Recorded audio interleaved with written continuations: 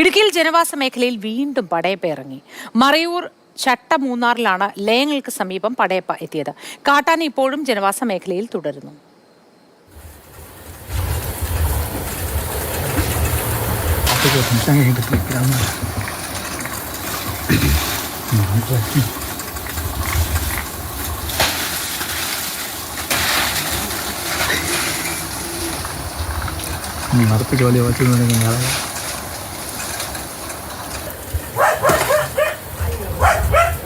വിവരങ്ങളുമായി ജെയിനിസ് രാജുണ്ട്. Jain, good morning. Padayappa ഇപ്പോഴും ഈ മേഖലയിൽ തുടരുകയാണോ?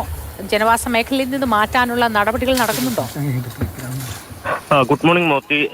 പടയപ്പ ഇപ്പോഴും ജനവാസ മേഖലയിൽ തന്നെ തുടരുകയാണ്. കഴിഞ്ഞ കുറച്ച് ദിവസങ്ങളായി മൂന്നാറിൽ നിന്ന് മറയൂരിനോട് ചേർന്ന ഭാഗത്താണ് പടയപ്പ ഉള്ളത്.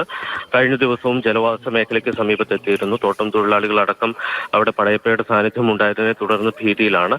കഴിഞ്ഞ ദിവസം ഇപ്പോൾ ചട്ടമൂന്നാറിലേക്ക് ഈ കാട്ടാന എത്തിയിട്ടുണ്ട്. ചട്ടമൂന്നാറിലും ലയങ്ങൾക്ക് സമീപത്തെത്തുകയും അവിടെ തോട്ടം തൊഴിലാളികളുടെ അടുക്കള കൃഷിത്തോട്ടം അടക്കം നശിപ്പിക്കുകയും ചെയ്തിട്ടുണ്ട്.